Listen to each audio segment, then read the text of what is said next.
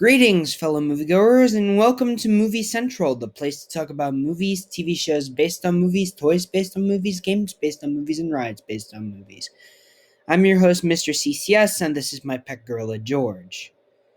We finally made it back to some live action media, because I'm finally going over some of the movies in the DC Extended Universe. Begrudgingly. Sorry, I'm not a fan of the DCU as a whole because it's such a badly made franchise and it disappoints me that this was an almighty task for filmmakers. Whatever the case is, I'm talking about some of the movies that are featured in this dumpster fire of a cinematic universe because it's ending this year and it gives me an excuse to rant on some of the bad films. However, there is one good film to start us off, as a matter of fact. But first, a little history. The 2000s decade didn't exactly treat Superman with the right amount of respect a kind of hero like him should get. Superman Returns, the only major movie at the time, was a nightmare to produce and a very bad movie.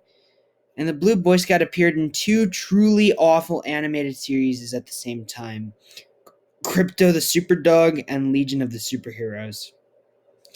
So yeah, it wasn't a good look, and when compared to Batman, Supes didn't have the easiest time. However, after the Dark Knight trilogy wrapped up, Warner Brothers greenlit a film focusing on the Superman side of the DC universe. And considering the darker, grittier tone worked with Batman and the Green Arrow in terms of fans, they foolishly assumed it would work with Superman. Yeah, they took New 52 Superman and made a movie about him, and hired that one guy who directed that one movie with that one memeable line. Yeah, Zack Snyder. You either love the guy or you hate him. Personally, I only love one of his movies, and it isn't this one. But I'll get to why in a minute. Under Zack's direction, this movie was set for a summer of 2013 release date. And despite doing pretty well at the box office, critics slandered the movie for its writing and treatment of its characters. Regardless, 10 years later, there are still people who love this movie and beg for a sequel.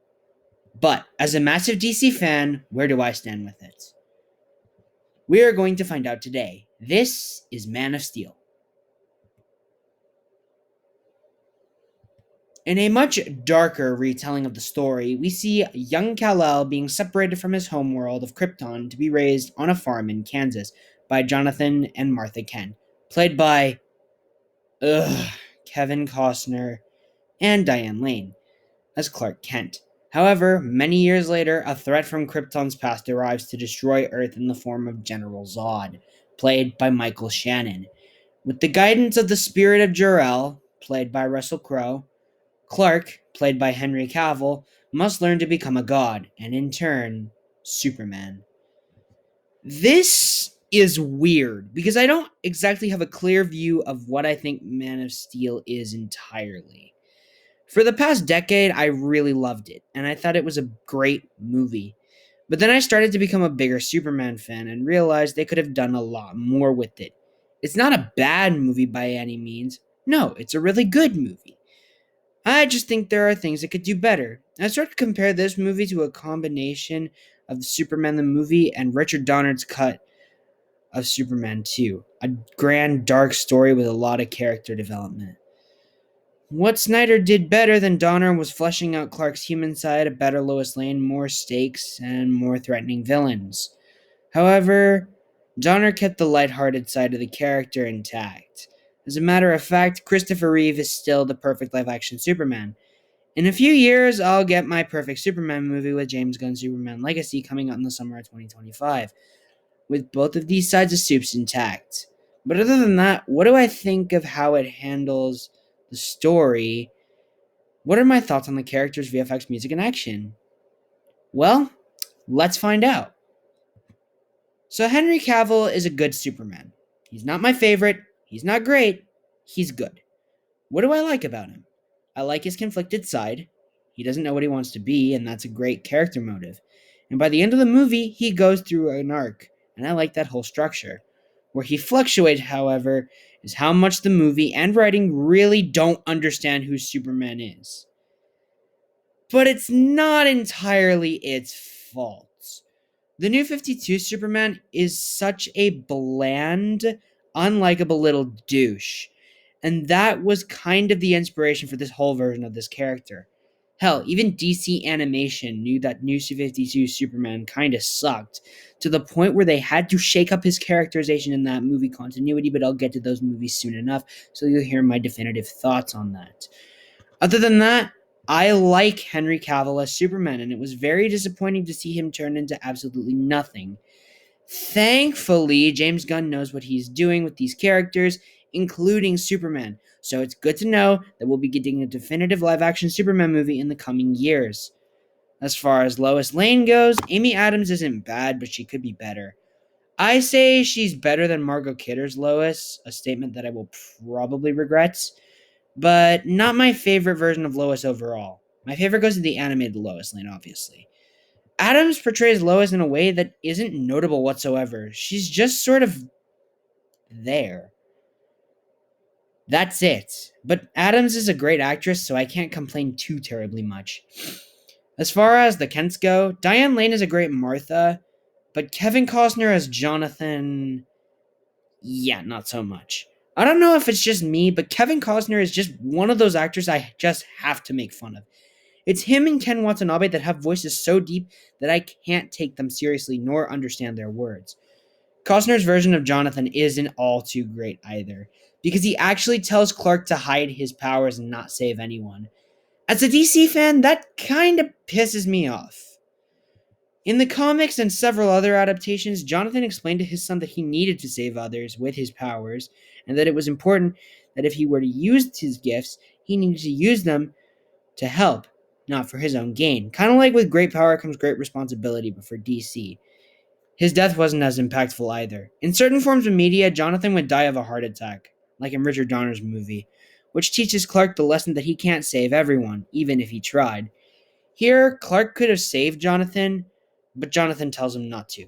Okay, if it were me, I would write it as Clark tries to save Jonathan, but accidentally hurts him, so Clark lets go, but doesn't realize that he does, leaving Jonathan to die in a much more impactful way. I don't get it. Was this the only way to have an emotional moment to be this shallow and so empty? Was it? Whatever. I don't like Jonathan Kent in this movie for that reason alone, and he is kind of my least favorite part of this movie. Jor-El, on the other hand, is good. I like the war hero angle we got with Jor-El, and like with most stories, we see that the Council doesn't listen to Jor-El's warnings about Krypton's imminent fate, and it does. The whole computer thing was cool too. Instead of minor projections, we get a full body of his consciousness, and I think it works really well, especially when Clark learns to be Superman. It's not a full one-on-one with his father, and it works a lot better than staring into a sea of crystals. So, yeah, Jor-El is something I like in this movie, but he's not my favorite thing about this movie. Oh, no, no, no, no. That, I think, has to go to General Zod. I have a thing for villains that simply just kind of yell their way through the movie, and Michael Shannon does that in the best way possible as Zod. I like Zod in this movie mainly because of his arc, though. He was a leader in Krypton's army, but ultimately disowned because of Kal-El.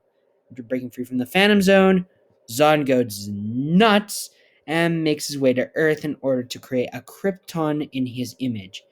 It's a really effed up version of Zod's motivation from Superman 2, both versions, and I actually think that this plotline is better executed here than it is in either versions of Superman 2. But the Donner cut is the only one I'm really comparing. Other than that, I have to say I love the armor he sports. It's very dreadful to look at with the texture. It's creepy and amazing. So Zod is a pretty damn good villain, and I can't wait to see him again in The Flash. Other than that, we don't have many other notable characters. Christopher Maloney as Colonel Hardy is okay. I don't remember too many terrible things with him. Or many things at all, rather. Lawrence Fishburne as Perry White exists, but he's not my favorite casting necessarily because he's just kind of screams the entire time. I feel like they were trying to go for the J. Jonah Jameson angle from the Raimi Spider-Man movies, but kind of failed at it. That's all I have to say about him. He's not really all that. However, the visual effects are all that. Seriously, for a movie that's 10 years old, we have really awesome looking effects.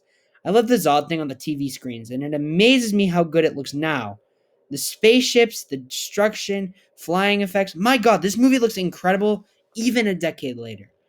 It's weird to see that this is a great looking movie because lots of films kind of had a cheap look back to them in 2013.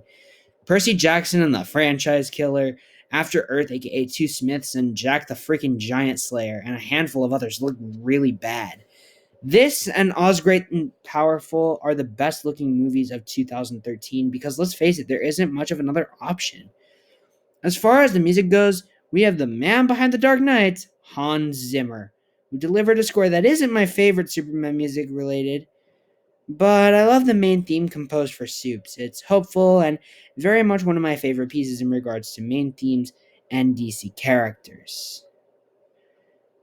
And finally, we have the action sequences. These are a ton of fun. I love the fight in Smallville purely because they built their own town from scratch to blow up. But the final battle is also a lot of fun too. If I learned one thing from Zack Snyder, he can direct an awesome action scene. So, yeah, I definitely don't like this movie as much as I used to, but I still think it's a very fun movie. I recommend giving it a watch if you like comic book films. But if you're a major fan of DC Comics, watch this at your own risk, because this movie can piss you off as it did me. But for all of its faults, the movie has a ton of great things too, which is why it earns a 9 out of 10. Not the best, but definitely worth the watch. Well, that's it for this review. It just so happens that this year marks the 10th anniversary of this movie, if you didn't hear my mentioning over and over and over and over and over again, so this was great timing. Anyways, please feel free to let me know your thoughts on Man of Steel, and tune in next week when I take a look at the beginning of the next DC animated franchise. With that said, my name is Mr. CCS, this is Movie Central, and that, my friends, is a wrap. See you next week.